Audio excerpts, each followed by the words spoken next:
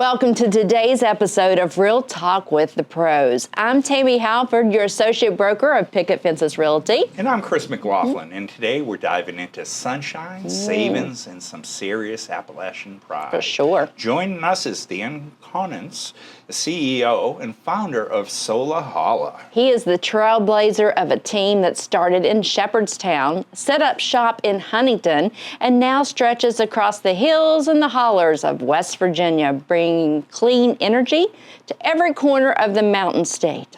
So grab your coffee, settle in, and let's talk about how solar power is lighting up homes across the Mountain State. Tell me how you got started and a little bit about the name and how it came to be.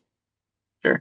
I started up the company about 12 years ago now, a little over 12 years. Originally, I started Solar Holler to do solar on nonprofits around West Virginia. So all of our early projects were with churches and libraries and homeless shelters and folks like that. Nice. And I was figuring out all the crazy financing to actually make it work for groups like that. And then one thing led to another, and it turns out that within the first week of cutting the ribbon on our very first project with my church in Shepherdstown, we got flooded by a couple hundred nonprofits around the state, all trying to do this, and no one actually knew how to install panels in the state at that point. So we launched a job training program for kids of coal miners in Wayne County with coal field development, and got into the job training space, and then kind of things kept growing from there.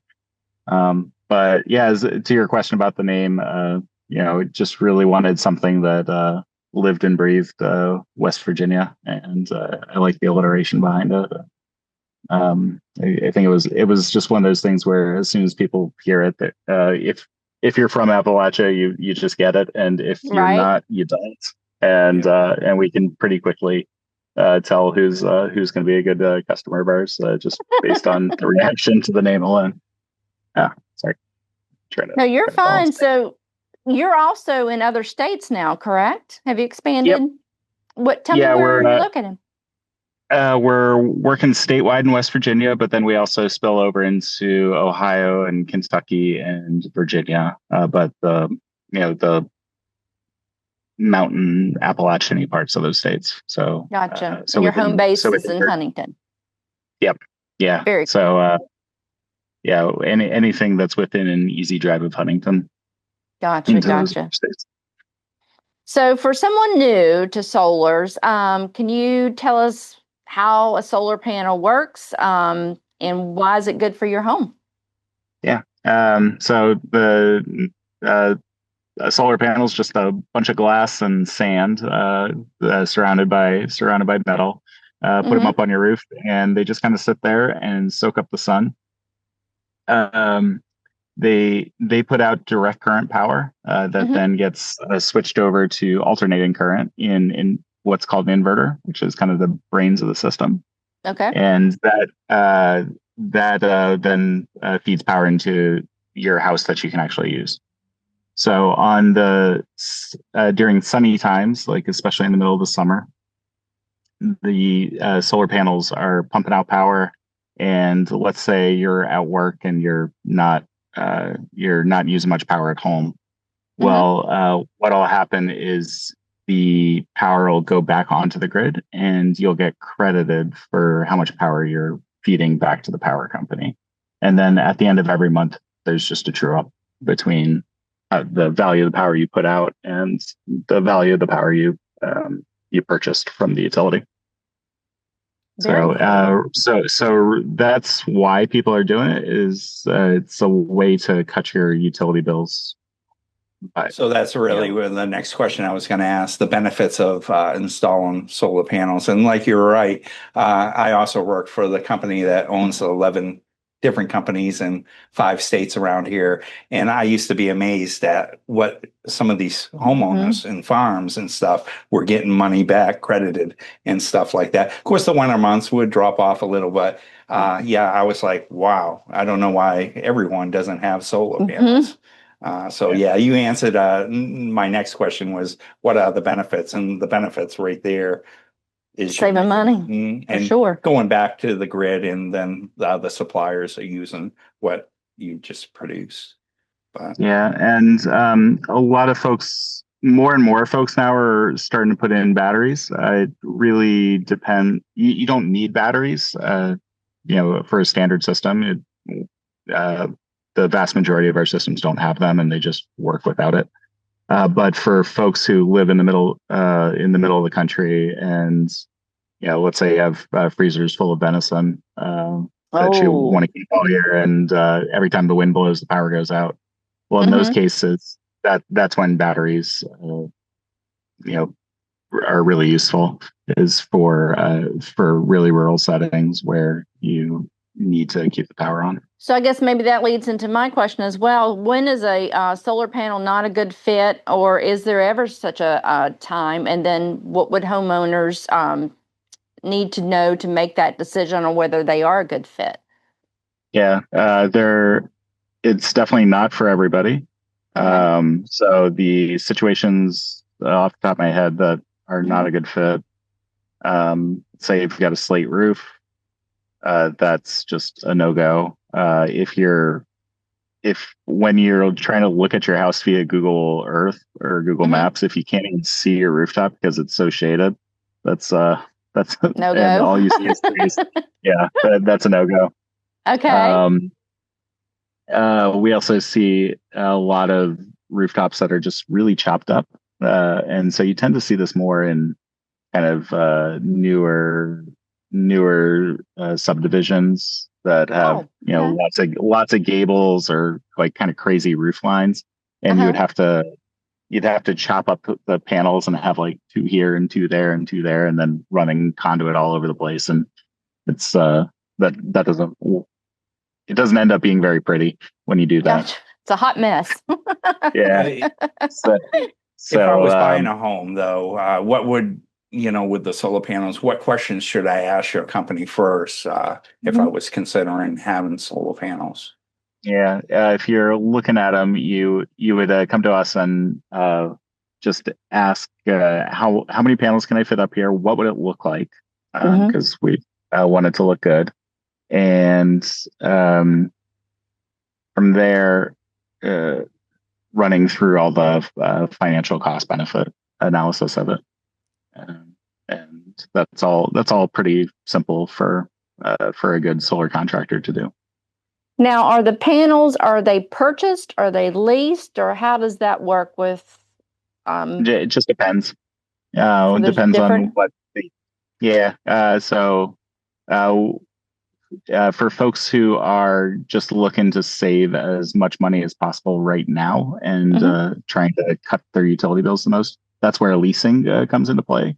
Okay. Under that scenario, Solar Holler or one of our finance partners owns the panels, takes care of them all, and just leases it to you for a monthly payment that's probably going to be 15 or 20% less than what you were paying the utility for the same amount of power. Okay. And then for folks who are looking to maximize the long-term value of the panels, that's where buying them with either a loan or just out of savings comes in. And so it really depends on what folks are looking for financially. Gotcha. That makes sense. In regards to that, if you were in the leasing end for a short term and you move, do those panels get removed? Do they go with the house, or you just see what the next buyer needs, or how does that work? Yeah, you can either transfer the lease to the next buyer or to the next owner of the house, or you can buy it out. You can buy out the remaining value of the lease and sell it as part of the mortgage. Okay. So there's multiple options there. The leases we do are 25-year leases, though. Oh, so, okay. Yeah, so it's not a short-term thing. It's a long-term. It's still a long-term contract, and your goal. The folks who are doing that, what you're doing is you're locking in the cost of power Mm-hmm. For the next 25 years. So if Okay. so let's say you were paying First Energy 13 cents a kilowatt hour. Uh-huh.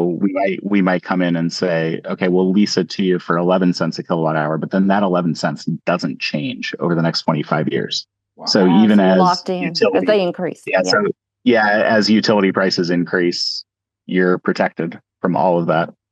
And so that's why folks want to do this, is to, yes, the savings right now and today, but Mm-hmm. more importantly, it's about protecting against rising rates in the future.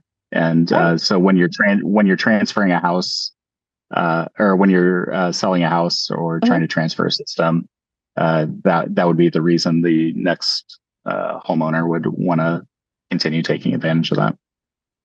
Okay. That makes sense. I didn't know that. All right. Other financing or loan consideration buyers should be aware of when purchasing the solar equipment home. And you touched base a little bit about it, Mm-hmm. but I mean, I'm just amazed that you'd be locked in right there. You have me Yeah. sold on, the 11 cents for the kilowatt hour, especially, people go to different suppliers other than the local person because they do get locked in and it does fluctuate. But is there other considerations that you should really look at? And you mentioned, if it's a long term, the 25 years, but what else should you consider, on purchasing this? And, Yeah, especially if people a lot of times nowadays aren't holding on to homes for 25 years. Yeah.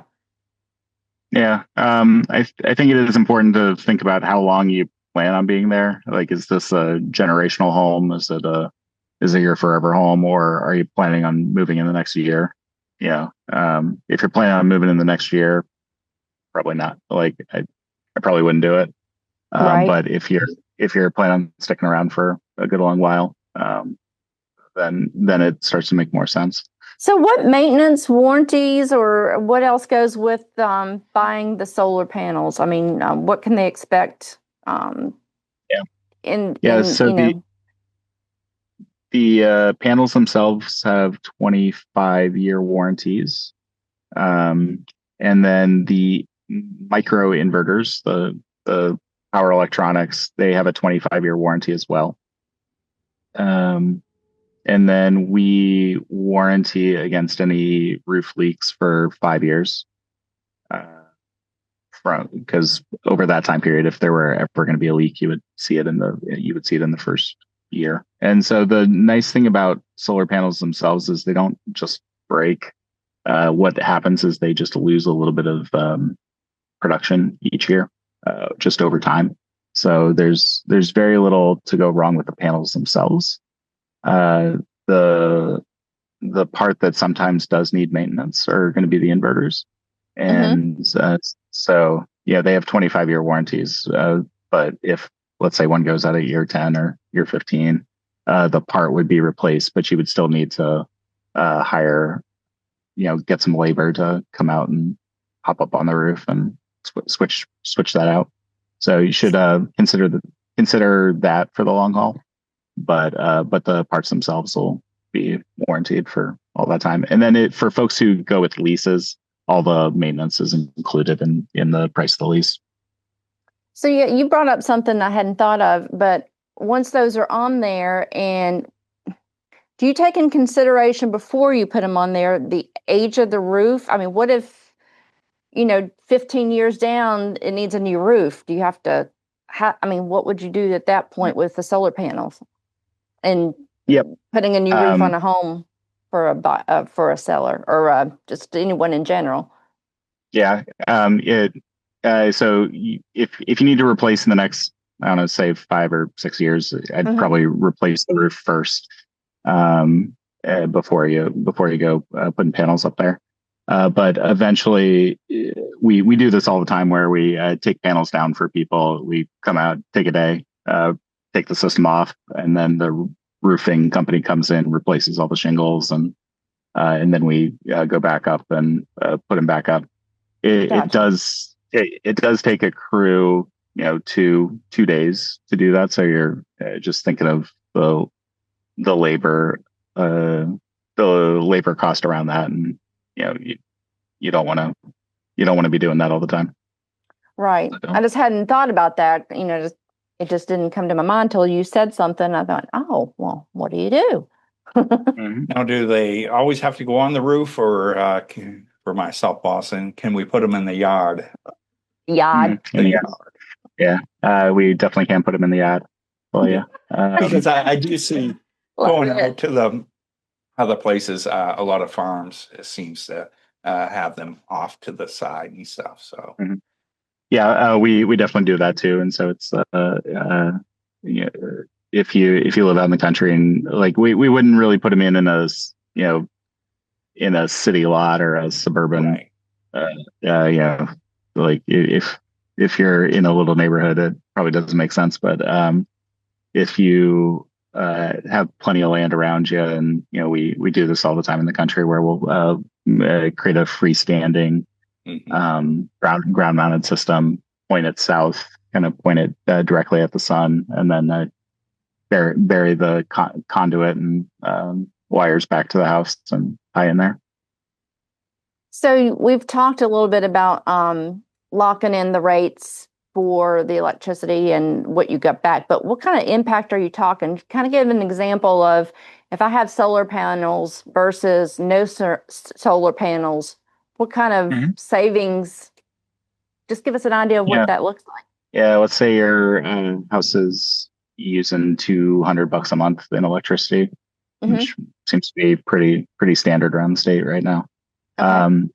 For folks who are leasing their panels, you might come in and say, Solar Holler will lease you the panels for $170 a month, give or take. And then you reduce your utility bill by $200. So you're saving that $30 a month right out of the gate. But then back to the earlier point, the 170 is locked in. So even as the utility prices go from 200 to 250 to 300, you're still at 170. And then or folks could just buy the system outright and not have any monthly payment, and just pocket the $200 a month. For an average system these days, we're kind of for folks who are buying with cash, you're kind of in the $20 to $25 to $30,000 range. It totally depends on how many panels, and it's all kind of scaled up and down based on the size of the system. Gotcha. But they also have able to get the residential clean energy credit, right, as well, 30% for the installation now. I think the state has it for up to 2032. I think it was passed. They're able to. This summer, the big beautiful bill that passed through Congress did away with that credit. Oh, so wow. So it expires at the end of this year. So any system would need to be in by December 31st. That's crazy, because I remember working for the energy company that a lot of people were really getting this credits in. Yeah. So so for residential folks, those credits are going away. However, they do continue for the next couple of years for nonprofits and for businesses.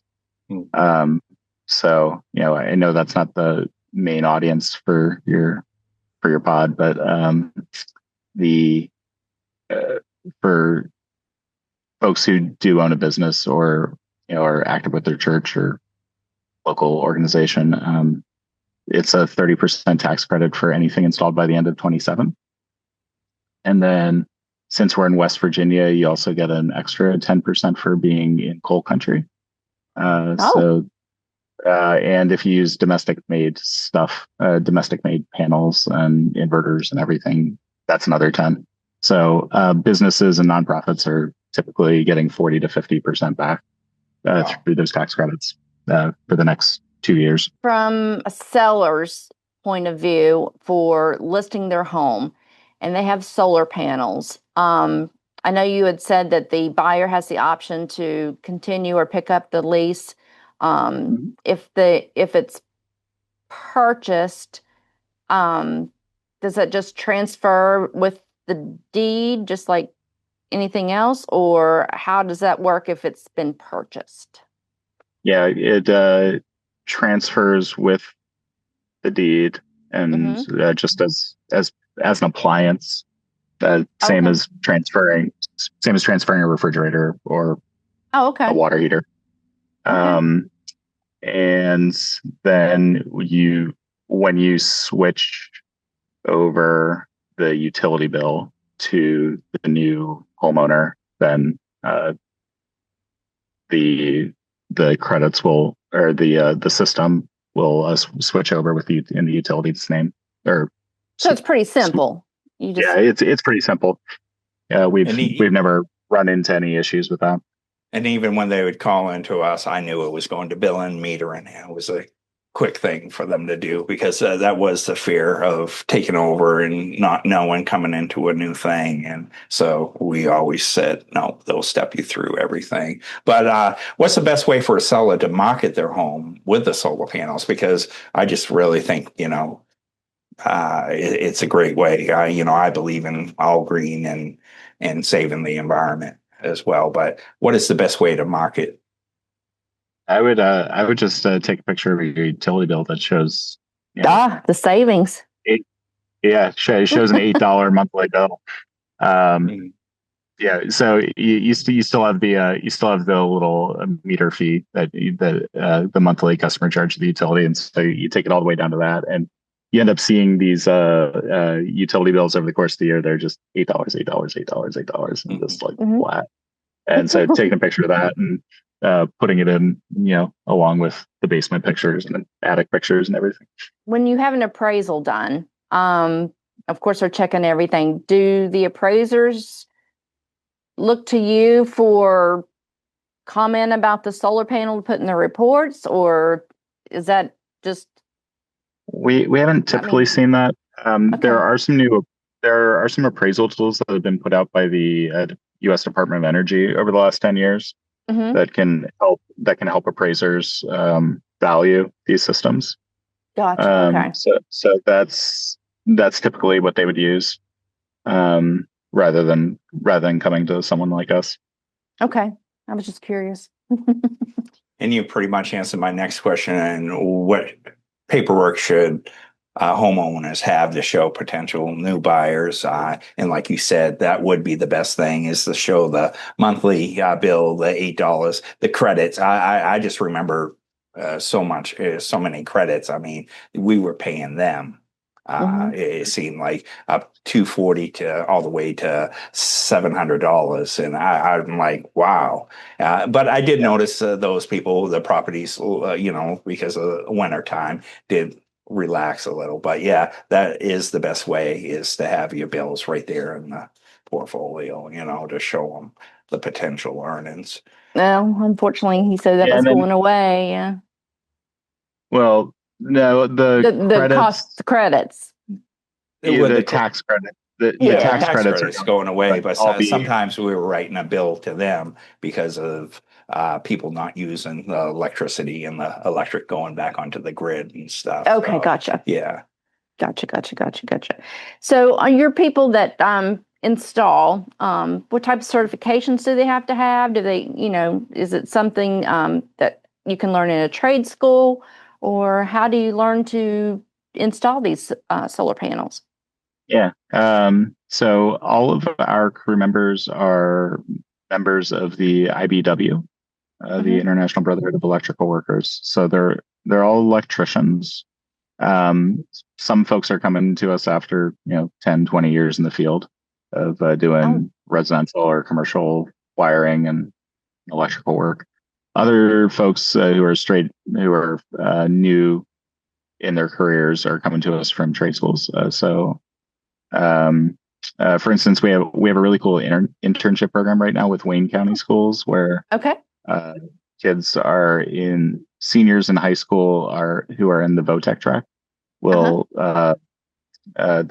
go 4 days a week in school learning carpentry and drafting and all the other coursework that they do. And then 1 day a week, they're paid members of our crew as we're installing. Including right now we're covering every single school in Wayne County. And so they're actually learning as they're putting it in on their own schools. Sure, that's hugely beneficial. Yeah, it's actually in that project, we're covering 17 schools and we're cutting the utility bills for the school district by hundreds of thousands of dollars a year. So we're paying for a lot of teachers, which has been hugely rewarding. Needed, yes. But yeah, so really, it's folks who aren't scared of heights, who are able to be up on a roof and Count me out. So yeah, if you're not good with that, you should probably stay away. Yeah, but definitely.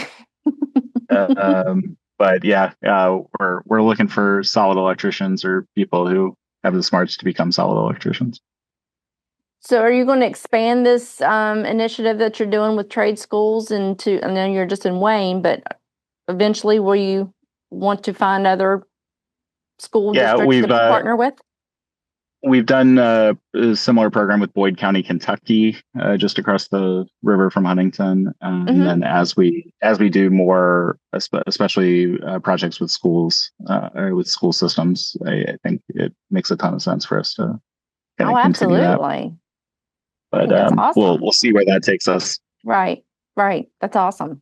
Can you explain your 3-year annual production guarantee in plain terms? So we're really proud of the modeling that we do. We build a 3D model of the house and the trees and the mountains and the chimneys and everything. And we're able to tell how much sunlight is going to hit every square inch of your roof every hour of every day. So we're able to do this in about 10 minutes, just with all the cool software that we've got now. We're really, really proud of that and the accuracy that comes with it. So what we guarantee to folks is that if we ever miss on that modeling, if we miss a tree or get something off, we'll make you whole on the missing electricity for the first 3 years. This doesn't happen. We never actually have to pay that out, but yeah, because we're good at it, we're willing to put our name and my signature behind that. That brings up another question for me. What if a tree grows in that length of time? Do you have to, go back and revisit that and cut the tree down, or if something changes with the land structure? What happens at that point? Yeah, I mean, that's why we do the guarantee for the first 3 years and not the full 25, because if you did go out there and plant a tree, it wouldn't be we had done. Yeah, just just from the shadow point of view, aside from that, but if something gets blocked for some reason, if a new building comes up across the street or catty corner and it starts blocking your solar panels. All of our residential systems use micro inverters, which are on the back of each panel, which means that if you shade, it's not like old school Christmas lights where if one goes out, everything goes out. Instead, if you get shade on one corner of your system, it'll only affect that panel. It won't affect all the others. And so the systems are surprisingly shade tolerant. I mean, you'll lose a little bit, but it's not going to be catastrophic. And then with trees, you'll see them grow up over time, and you'll lose a little bit of production, and eventually maybe it makes sense to trim or. But it's not like it's just going to be one day everything goes away. It's all going to be kind of on a curve. Okay. Like I said, I'm learning here. Good questions. Really good questions. No, it is amazing. But I wanted to pull out my Cliff Clavin fun fact. I actually climbed the face of Mount Cadillac first ray of sunshine hits it on the top of the mountain. I did it in the Outward Bound program, but I remember getting up there and stuff and seeing a little plaque saying the sun's first rays starts here. I don't know how believable that is, but Fun fact with Chris. It's gorgeous up there. Yeah. So you've done this as well. Yeah, it's in Acadia National Park, and my favorite thing about being up there on that mountain is like you're looking down and on all the other little islands around it, because the entire park's on an island just off the coast of Maine, and you can see the entire outline. So it's kind of like you're looking down at a map, and from this, it's just an amazing. Very cool. Yeah, I did when I was 16 years old. It was two of us and two of the instructors. We climbed the face of it, and with Outward Bound program, the ocean sea based program. But yeah, I figured I'd pull out my clip Clavin since I'm awesome. Yeah, go ahead. In comparison to other returns on investment for a home, I know we've talked about the bill. I guess that's about the extent now that we don't have the credits coming. But is there any other return on your investment for investing into the lease or the purchase of solar panels? We don't have enough data on sales in West Virginia of solar homes. Like we just, there haven't been enough transfers or sales over time to really understand what it does to the home value. There have been some national level studies, but they're from like 10 years ago out in California. So it's just a little different. We know solar homes sell faster. Beyond that, I would say, if folks are interested in what the return on investment are, like that's something you can absolutely calculate off of a proposal, and like here's what your savings are going to be this year and every year for the next 25 years. Because you had that locked in rate too. Yeah. Yeah, and based on where we're seeing utility rates going, and we can get a really good idea of that, and you can then you can compare. Okay, what's the value of this investment compared to, if I'm thinking of taking $20,000 out of my investment accounts or savings accounts, what's the rate of return for this solar thing versus keeping it in stocks or keeping it in savings account, and that's a useful exercise to do. Very cool. And do you see the solar creating new jobs and career paths for the people you mentioned? Yeah, you're in the high schools and stuff, which is great.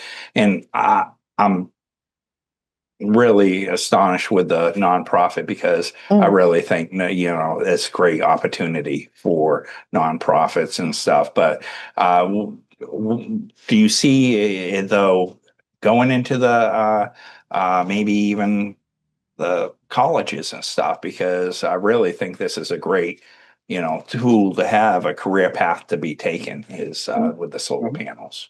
And so for folks who are interested in careers, just know that there's lots of different career types within the solar industry too. So yeah, there's the electricians and the people actually wiring the systems up, and that's a huge part of it. But there's also there are design teams that do all the 3D modeling and proposal work. And so for that, we actually, when we're interviewing, we ask people to bring in their Minecraft portfolios from, if you can create a 3D world in a video game, you can do that for this as well. You've got the education and sales teams and marketing and finance and service, and it takes a lot of different kinds of folks to actually pull these projects off. And so even if you're scared of heights and don't want to be up on a roof, it doesn't mean that you're not out. That you're out completely. So, I can't see her Minecraft game being that strong either. Get it? I don't get Minecraft. Her farm, what do you mean you don't get it? Son, he plays it and he tried to teach me, and I'm like, there's no goal. I don't understand. I know. But anyway, we digress. So are you currently hiring or having you do job fairs, or how would they get to you to try to find a job within your system at Solar Holler? Yeah, you can always email us a resume or at jobs@solarholler.com. Okay. So that's a quick way to get in front of our team. And yeah, and we're right now we are hiring for electricians and installation crews.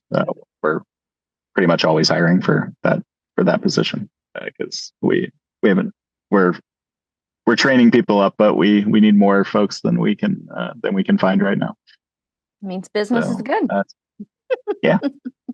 Yeah, we're building like 600 projects this year across the state. Wow.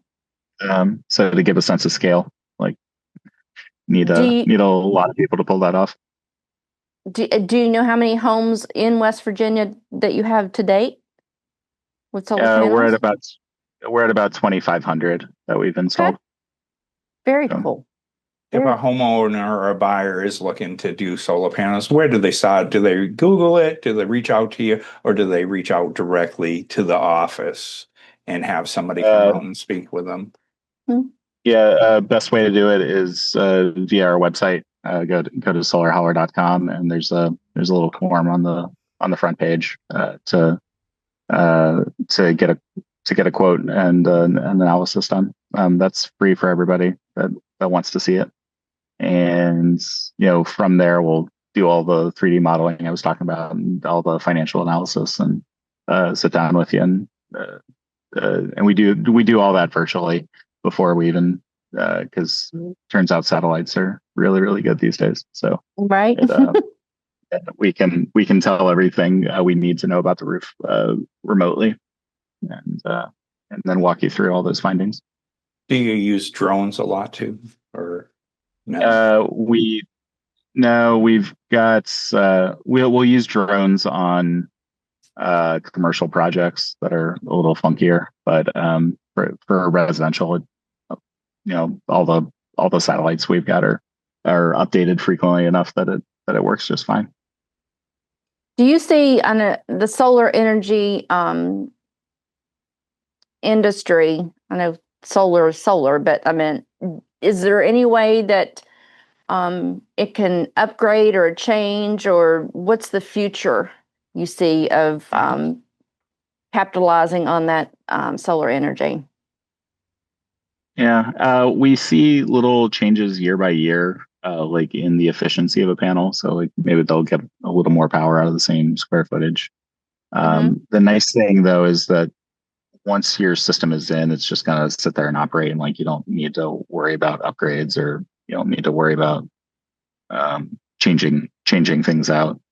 I'd say some of the bigger advances lately have been on the battery front, just in terms of declining costs, and all the batteries we're installing in people's homes are using the same stuff and cells that go into electric vehicles. So as the electric car industry has scaled up, it's made home batteries a whole lot cheaper as a result. And so yeah, I'd say that when I go to trade shows, those have been at least over the last couple of years, those have been the things I've been most excited to see. Gotcha. Okay. And what are some of the certifications or people should be looking at that your techs actually have? I'm sure there's companies out there that think they can install this stuff just like with cooling and heating and stuff like that. But what should the buyer or be looking for the certification? Yeah, I'd be what we require and look for are going to be state electrical licenses. So are you a journeyman? Are you a master electrician? You don't, like, these things are power plants that we're putting on your rooftop. So yeah, you want people who actually understand electricity versus just someone you picked up off the side of the street that day. So that's really what I'd be looking for. Beyond that, be looking for time in the industry. Are they someone who just popped up yesterday versus, haven't been around a while. We occasionally see troops of door knockers going through the state, and like they'll get air dropped in from California or North Carolina or someplace. Right. Not understand that Richmond isn't in West Virginia. So there's Gotcha. there's some stuff like that going on. But that's the biggest thing to me, is just are you using actual electricians that really know their work and know their craft, versus just slapping stuff up there. Right.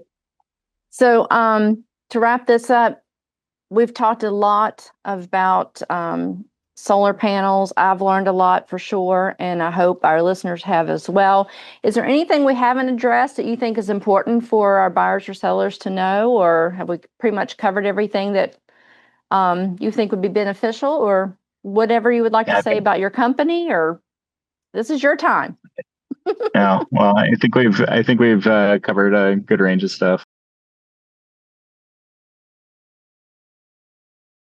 It was both to do solar, but also to create an industry and really do something really cool in West Virginia. And so I'm proud that we've done that, and that we're now over 100 employees Wow. in the States. And you see all these big announcements about factories going in, or huge factory investments, and we're also doing that. It just happens that we're like putting in all these like thousands of little mini power plants, and so like you don't get the same flash of putting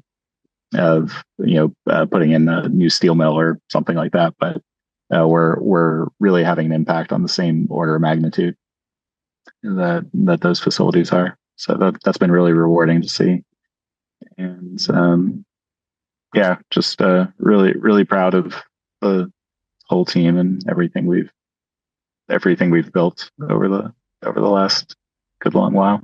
Oh, for sure. To start out to where you did to where you are now, I mean, congratulations. Hats off to you for sure. And just kudos. I'm still, with what you've done for communities, with the schools, not for profit. I mean, that's right there speaks by itself. I'm just, I'll definitely be pushing your company with knowing that you're out there still doing the nonprofit and the schools and turning, the money back into the community. So you're right there. I mean, you have made wow right at the beginning with that. So. Well, we thank you so much. Mm-hmm. Yeah, thanks for having me on today. I appreciate it. Appreciate you as well. And like I said, we'll put it all together and I'll send it to you. So you'll see the podcast in its entirety the way we think it look. And I appreciate you coming on and taking your time out of your day. And we'll have to get Tammy up to Mount Desert Island, Acadia National Park, to clear some of the trails up there. Yeah. Thank you so much. I appreciate you. All right, bye-bye. Bye. Well, that's a wrap on this energizing episode of Real Talk with the Pros. Big thanks to our special guest today, the CEO and founder of Solar Holler, Dan Conant. We love shining a light on Solar Holler today, and we hope you're feeling just as energized as we are. If you enjoyed this episode, do us a favor, leave us a review, share it with your friends, or holler at us with your own show ideas. See what I did there? Yeah, the podcast is for you, our community, and we want to keep it real, relevant, and a little bit fun. Until next time, keep chasing the sunshine.